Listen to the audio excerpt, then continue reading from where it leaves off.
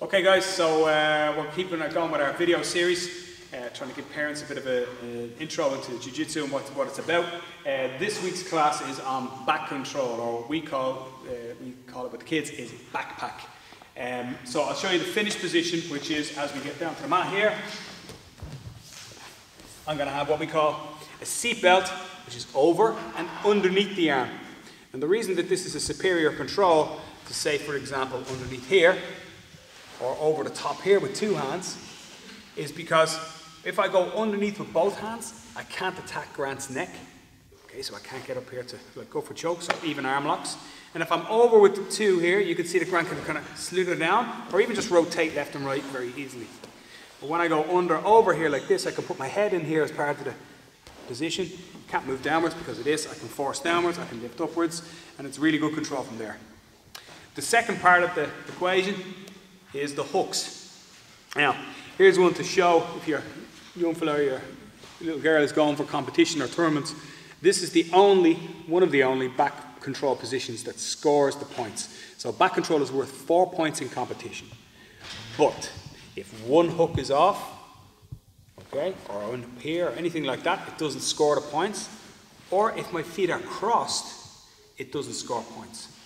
Now, cross feet is a bad habit to get into. You can, of course, cross your feet sometimes in back control, and when you watch top competitors, they'll cross their feet occasionally.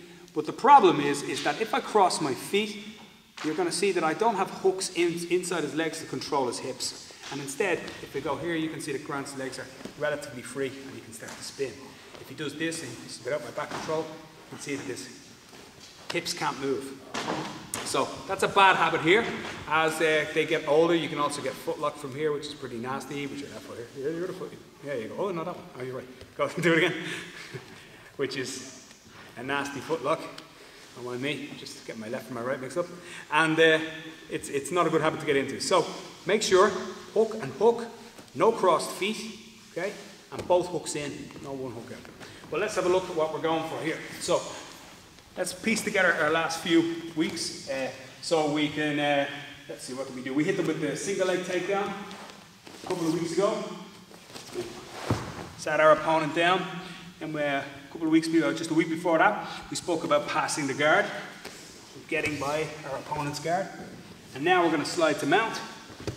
And if our opponent begins to turn their back, which is very common in beginners or even in kids jiu-jitsu, let's just go back for a second, we can start to take the back. So as he turns, we're going to let him go.